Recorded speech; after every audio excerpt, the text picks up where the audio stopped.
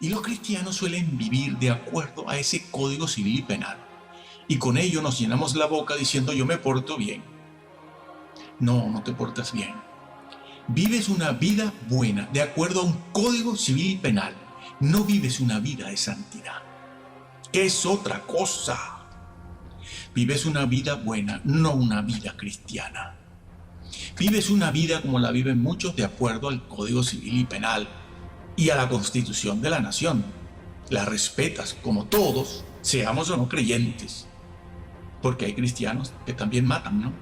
Y también van a la cárcel. Bueno, pero vivir de acuerdo al mensaje ético, que no es otra cosa más que la santidad de Dios, es otra cosa, es una vida cristiana, no solo una vida buena.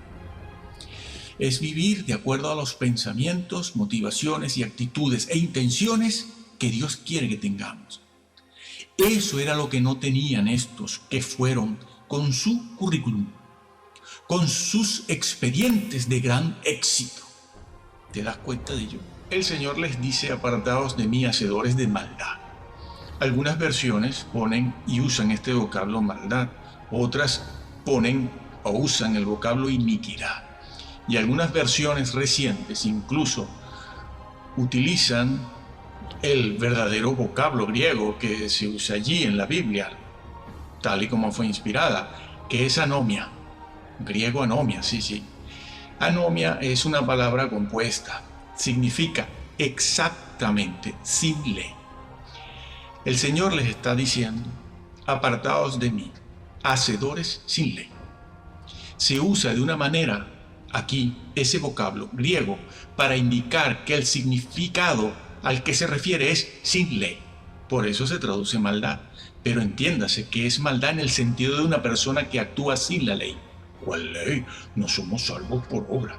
No, no está diciendo eso del versículo, sino que el Señor está diciéndoles a ellos que han actuado sin tener en cuenta sus leyes morales, las que están en ese llamado Sermón del Monte o sermón ético y moral de Jesús, que repetimos, no es otra cosa más que el decálogo ampliado y mejor explicado.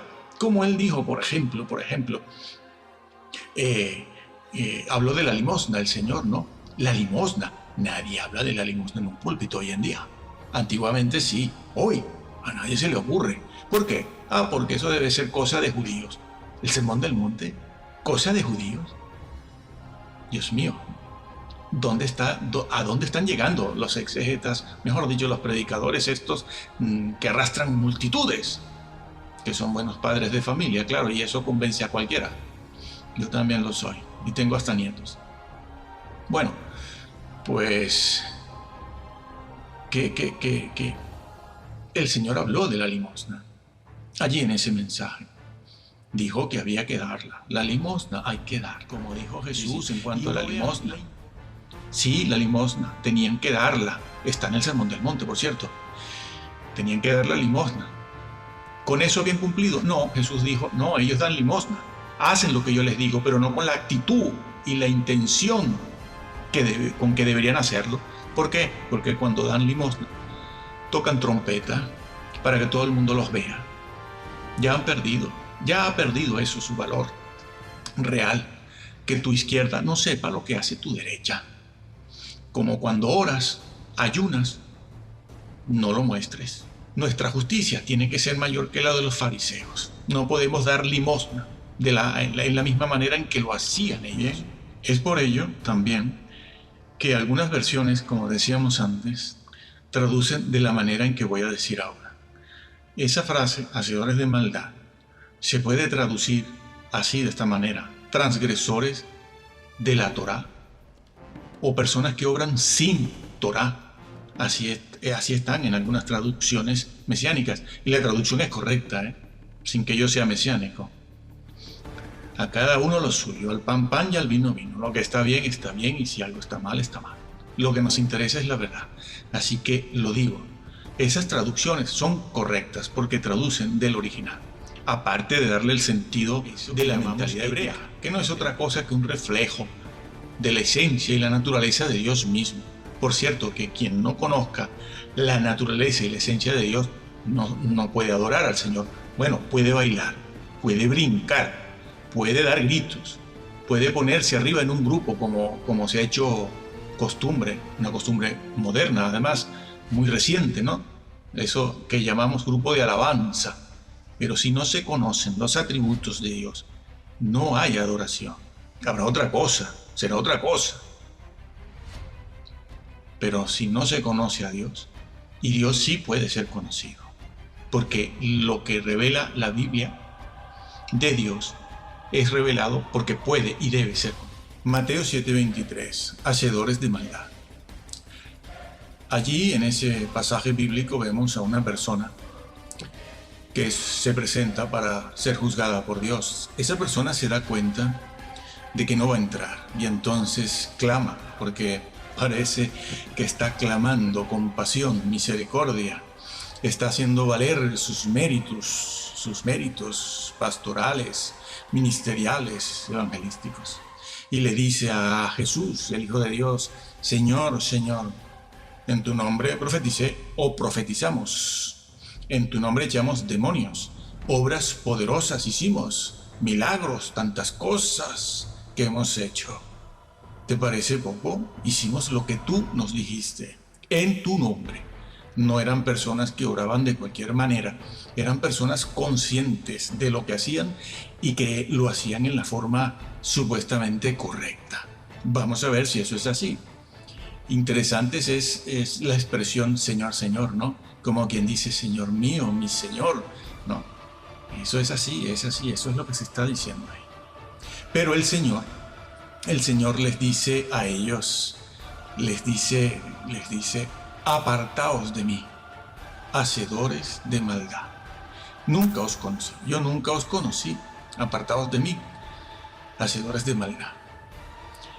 Aquí se usa la expresión ginosco, esa expresión conocer, nunca os conocí, conocer, es ginosco en griego, que ciertamente implica un conocimiento con una relación personal, implica una intimidad, es decir, conocer de una manera íntima a través de una relación.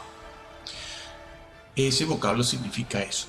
Ahora nosotros nos preguntamos si Jesús no los conocía realmente. Aquellas personas le cayeron a él allí en el juicio por sorpresa. El Señor nunca supo que ellos hacían milagros, el Señor nunca supo que ellos echaban fuera demonios. No, el Señor sí lo sabía. Porque los conoce, porque el Señor lo sabe todo, en el sentido de que lo sabe todo, es que no los deja entrar. Porque si no es que lo engañan. Claro, seguimos con nuestras mentiras en el mismo cielo. Bueno, a ver, si en el cielo va a haber lo mismo que hay en la tierra, de mentiras, asesinatos, el Señor sí los conocía, claro que los conocía. La palabra conocer usada aquí, entonces, tiene la idea de aprobar o admitir. Es decir, que el Señor les dice, yo no apruebo eso que me dices, no lo apruebo. Yo no admito eso que tú me estás enseñando, eso que me estás recordando, eso que estás esgrimiendo para poder entrar, yo no lo admito. ¿Cómo? No admites que te digamos Señor, Señor, que todo lo hagamos en tu nombre, que profeticemos, que echemos fuera demonios, obras poderosas, somos padres de familia, gente honrada, gente de clase, gente de buen comportamiento social. Nunca os conocí. Yo no apruebo eso. No es eso lo que yo mandé. No todo el que me dice Señor, Señor, sino el que hace la voluntad de mi Padre, hacedores de maldad. Entonces, el Señor no aprobó eso. Es el mismo vocablo ginosco, ese mismo vocablo ginosco se usa en Romanos 7:15 de esa misma forma y manera, en el sentido de aprobar. Yo no apruebo, yo no admito eso que ustedes me están sacando. Ese currículum que me enseñan no tiene valor para mí. Sí, Jesús nunca aprobó eso. Bueno, obraron, sí, obraron, no según la voluntad de Dios. La gran La gran pregunta es, ¿y cuál es entonces la voluntad de Dios? Porque yo estoy en una iglesia muy grande. La voluntad de Dios está al final, unos versículos más adelante, donde el Señor prácticamente les dice, todo aquel pues que oye estas palabras mías. ¿Cuáles palabras mías? Todo el sermón del monte. Algunos han querido llamarlo el sermón ético, que no es otra cosa que el decálogo. Todo aquel pues que oye estas palabras mías, sí, del Señor, y no las pone por obra de los cielos, no entra. En Mateo 7, no entra. Como estamos viendo entonces, se da a entender que estas personas son creyentes, las supone ya creyentes, pero en el día del juicio estos cristianos empiezan a enumerar los sermones y la doctrina proclamada. Empiezan a enumerar las cartas y libros que han escrito y vendido. Empiezan a enumerar las obras que han hecho, que dan testimonio nada menos. Ese tipo de obra que ellos hacen dan testimonio nada menos que del enorme poder especial sobrenatural que poseen, porque para echar demonios se necesita un poder espiritual. No cualquiera lo hace. No cualquiera lo hace. Se necesita un poder especial, sobrenatural, arrojando demonios, realizando milagros. Los vaticinios que están de moda, es decir, ellos enumeran, entre otras cosas, eso. Con la palabra profetizar, posiblemente estaban incluyendo los vaticinios del futuro. Es decir, han hablado proféticamente en el espíritu para edificar la iglesia, claro, para edificar la iglesia, supuestamente. ¿No? Eso está en otros lugares de la Biblia. Y todo invocando el nombre de Jesús. Todo invocando el nombre de Jesús. Eran obras que han sido llevadas a cabo por la fe en Jesús y para el servicio y la edificación de la iglesia. Les dice que no han hecho la voluntad del Padre. ¿Y qué es lo que no han hecho? A pesar de que ellos han enumerado lo que sí hicieron. Pues la voluntad del Padre, como decíamos anteriormente, es que se conociera y se hiciera y se pusiera en práctica el sermón de la montaña, porque ese sermón termina con esas palabras. Ese sermón termina, ese mensaje, esas palabras de Jesús termina allí donde Él dice que todo aquel que oye esas palabras de Él, mías, dice Él, y no las pone por obra, no las pone, ese no entra. Estos ministros de gran éxito, capaces de llenar templos, estadios y auditorios, eran conocidos mundialmente, de gran crédito y fama internacional. He escuchado la publicidad y el marketing que le hacen a algunos de ellos de todas partes y dicen, nos visita tal ministro de fama internacional, de gran prestigio, seguido por multitudes. Y el Señor les dijo, no admito eso. En cuanto a la doctrina que ellos predican, cualquier cosa que ellos enseñen es creída. Claro, son buenos padres de familia, tienen hijos, van al colegio, aprenden idiomas, tocan el piano, el órgano, se les ve unidos, no son asesinos, se levantan a las 6 de la mañana, son personas trabajadoras. Dios no admite eso. Hay otra cosa, que es la que Dios sí admite. Estas personas, pues estos ministros de gran éxito, están en puestos de eminencia. Incluso llegan a amenazar a otros creyentes o ministros con su gran poder. Los amenazan con invocar el cáncer sobre ellos y otras cosas más, malos deseos, una actitud negativa.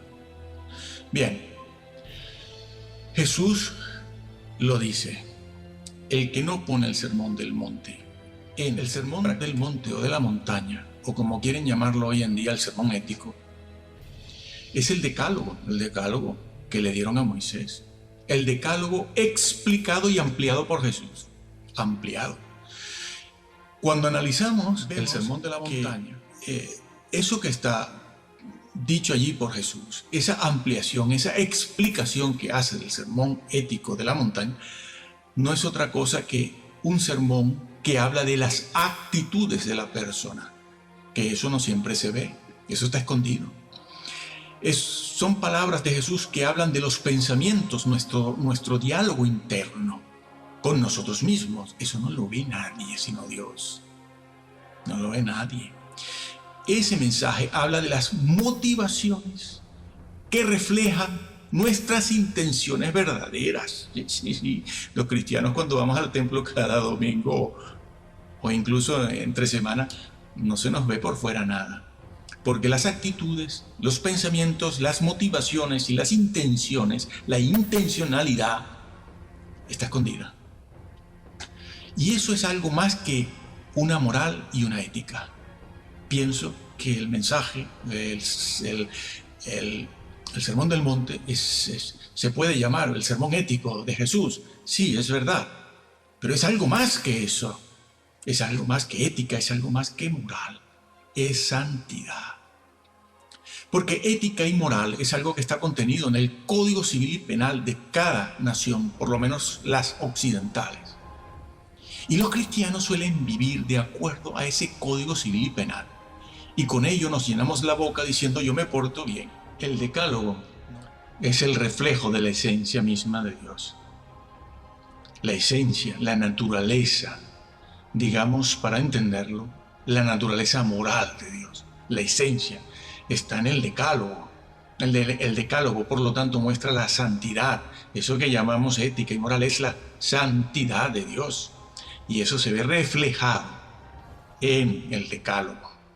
Para Dios es muy importante, mucho más, más que los hechos, las actitudes, los pensamientos. Anomia es una palabra compuesta. Significa exactamente, sin ley. El Señor les está diciendo, apartaos de mí, hacedores sin ley. Se usa de una manera aquí ese vocablo griego para indicar que el significado al que se refiere es sin ley. Por eso se traduce maldad. Pero entiéndase que es maldad en el sentido de una persona que actúa sin la ley. ¿Cuál ley? No somos salvos por obra. No, no está diciendo eso el versículo, sino que el Señor está diciéndoles a ellos que han actuado sin tener en cuenta sus leyes morales, las que están en ese llamado Sermón del Monte o sermón ético y moral de Jesús, que repetimos, no es otra cosa más que el decálogo ampliado y mejor explicado. Como él dijo, por ejemplo, ese es el vocablo usado aquí, anomia o anomía, sin ley, que se suele traducir por iniquidad o injusticia. Se puede traducir por injusticia. Y allí donde se use, en la frase donde se use, quiere decir que aquello a lo que se refiere es sin ley, no tiene ley, incluso en contra de la ley. No tener en cuenta la ley. ¿Cuál ley? La ley moral. Eso que llamamos ética, que no es otra cosa que un reflejo de la esencia y la naturaleza de Dios mismo. Por cierto, que quien no conozca la naturaleza y la esencia de Dios no puede adorar al Señor. Bueno, puede bailar, puede brincar. Se refiere pues a este vocablo a personas que no tienen en cuenta la ley de Dios. No es un vocablo usado para hablar del mal en general.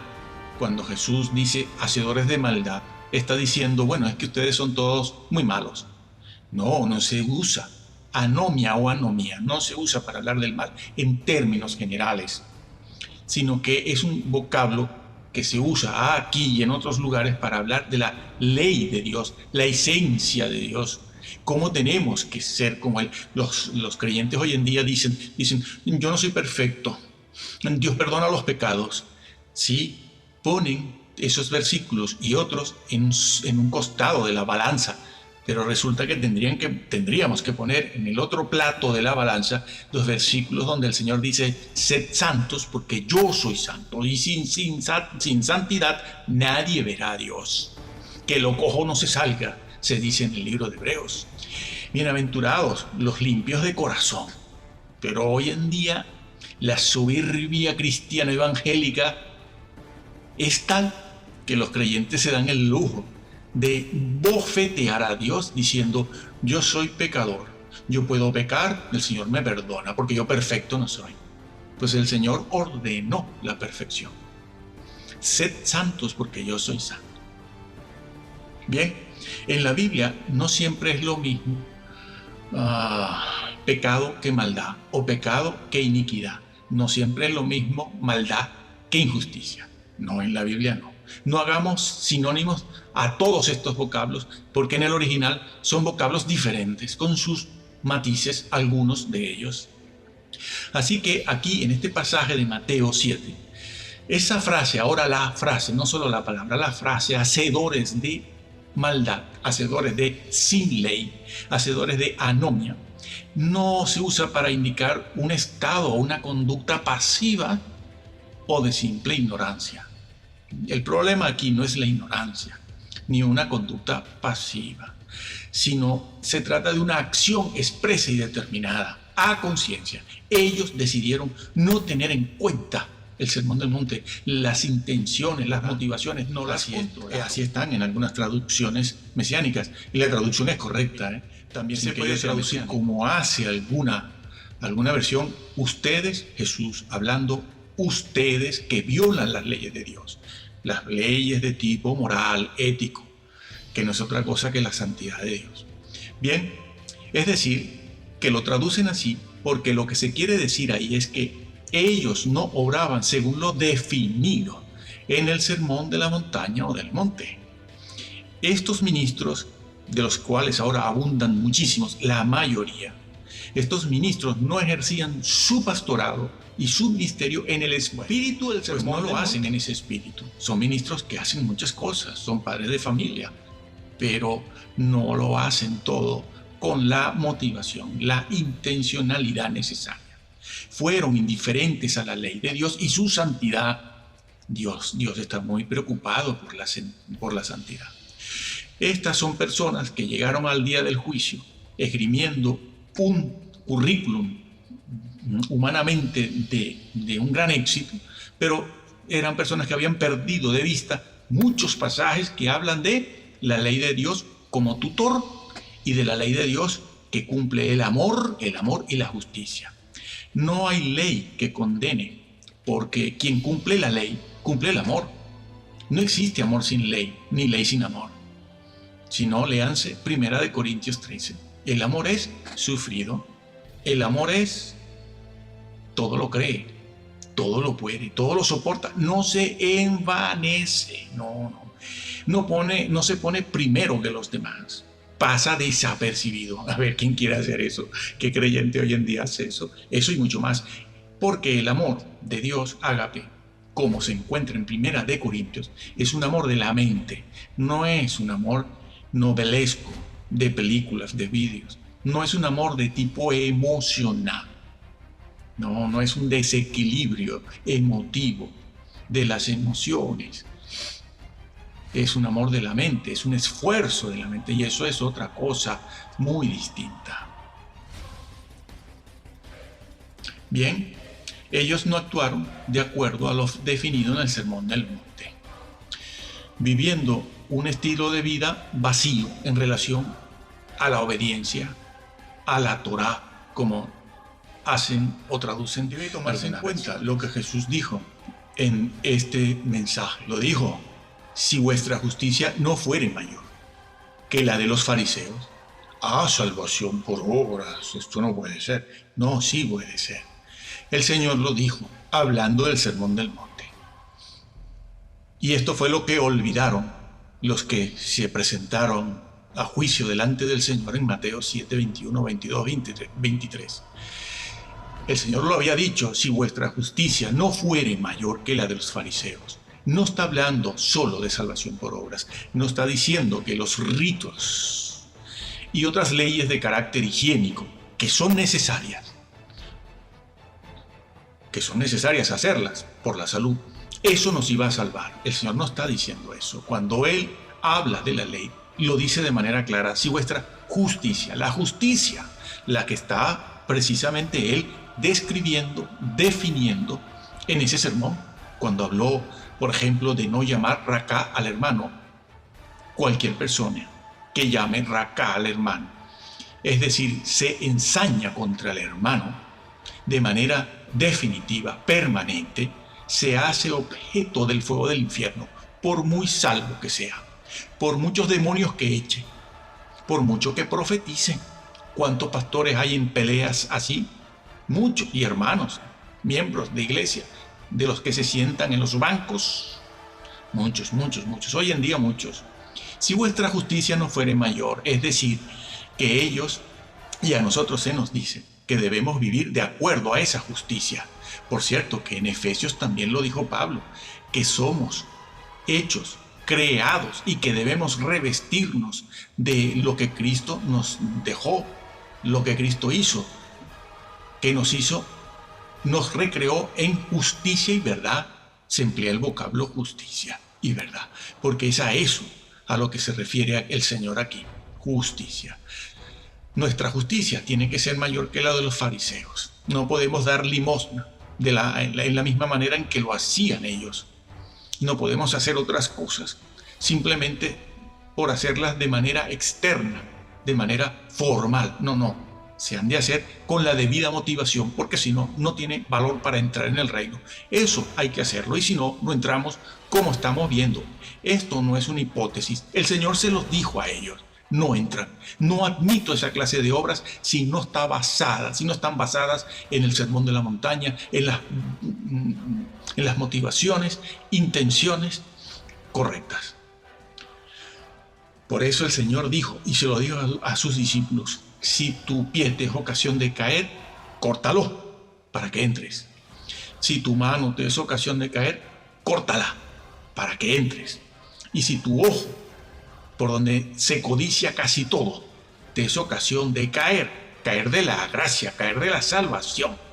No está hablando de pecados específicos, sino en general.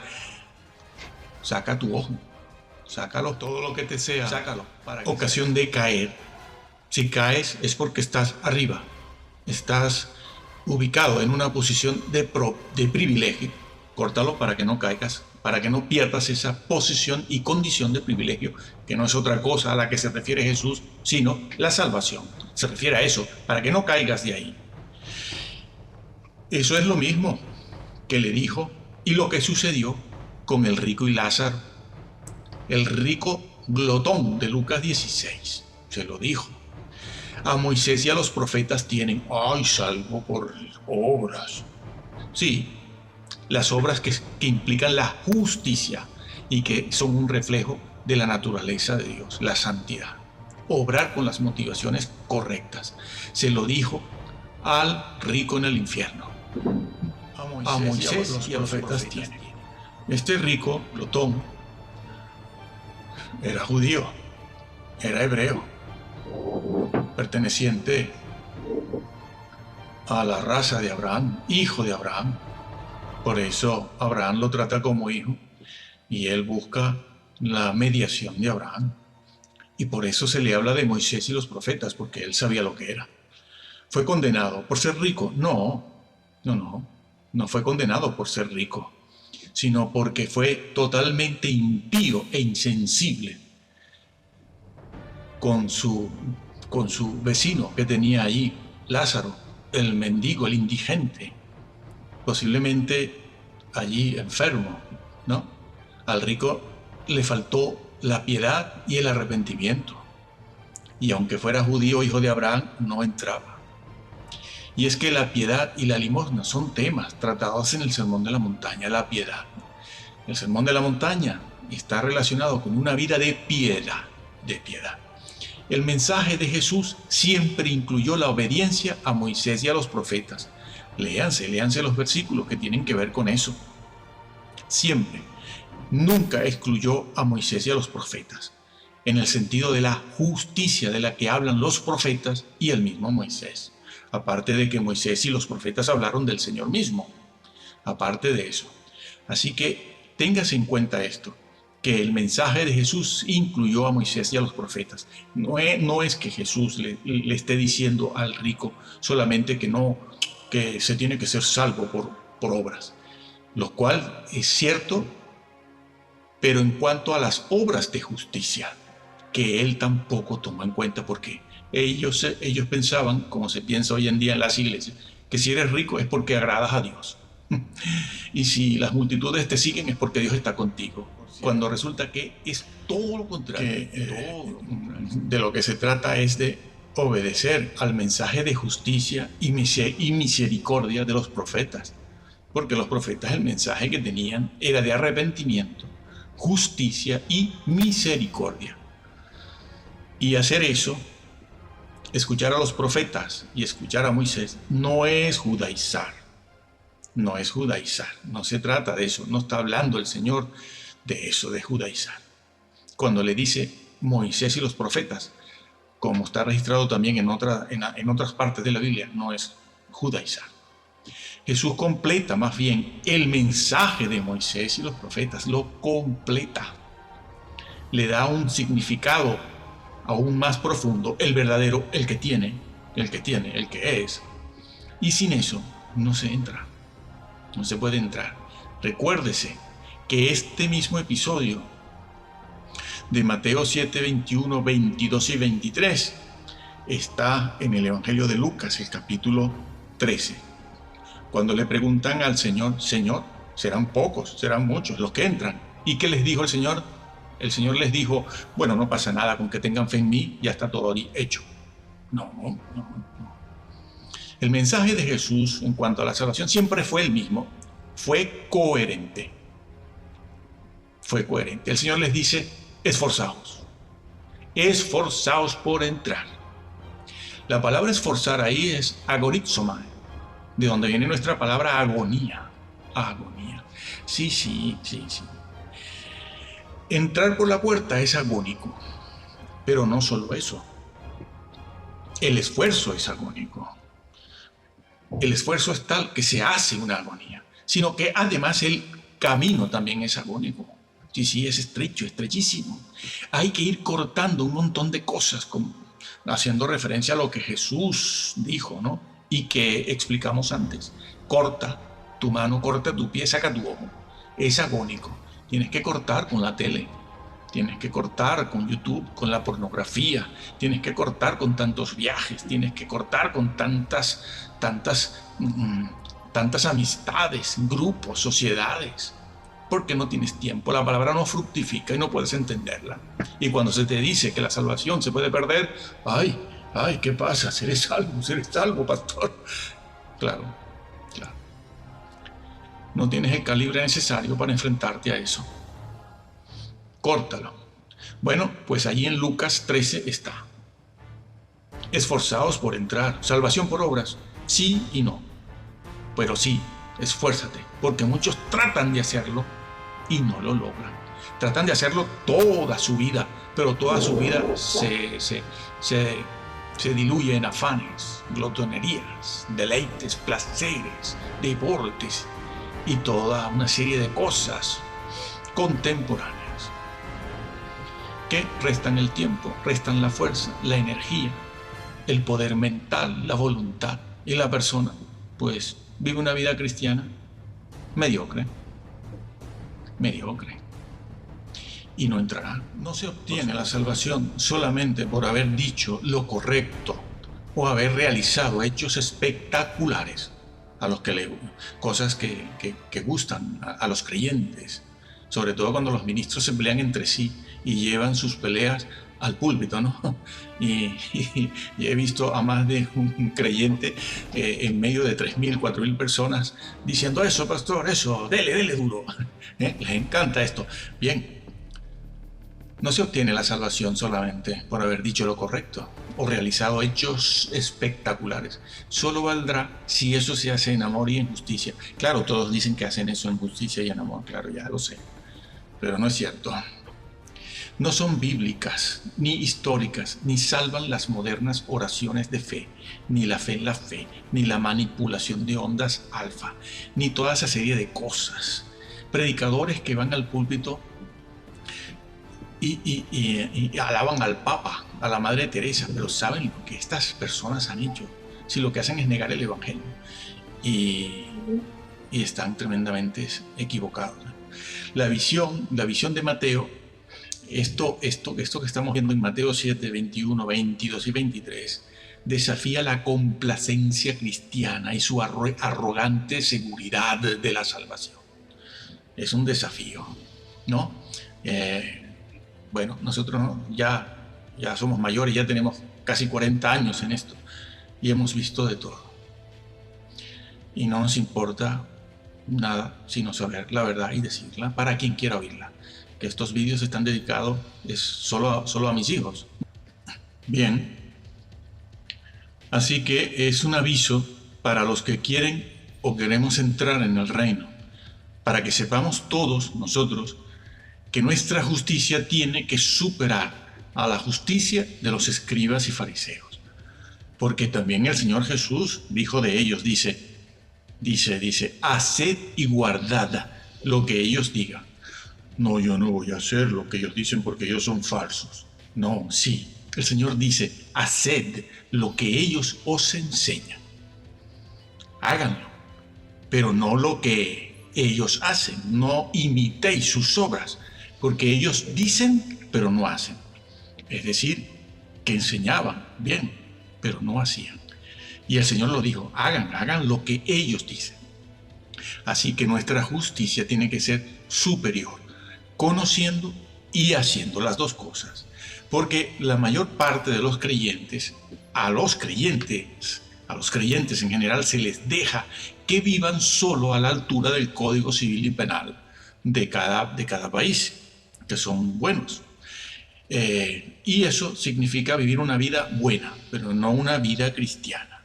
La vida cristiana va mucho más allá. Va a las motivaciones, a las intenciones, a los pensamientos, al diálogo interno. Como se le dijo al siervo infiel de Mateo 25, ¿no? Fue desechado. Pero es que el mismo Pablo lo dijo también. Dice, no sea que yo, habiendo sido heraldo para otros, se han convertido muchos conmigo, yo venga a ser después desechado. No sea que yo sea desechado después de haber salvado a tanta gente. Disciplino mi cuerpo. No está hablando de premios. No existe en la Biblia, en el Nuevo Testamento, algo así como el ser desechado de premios, ¿no? Una enseñanza como esa, ¿dónde está? ¿Dónde está? No, a mí me desecharon los premios. No, Pablo no está hablando de que pierdas los premios, que te van a desechar porque no alcanzas un premio adicional a la salvación. Me está hablando de la salvación misma. No sea que yo sea desechado de eso, de lo que se han apropiado otros por mi ministerio, que no es otra cosa que la salvación. Eso. Así, el Señor sí pide santidad.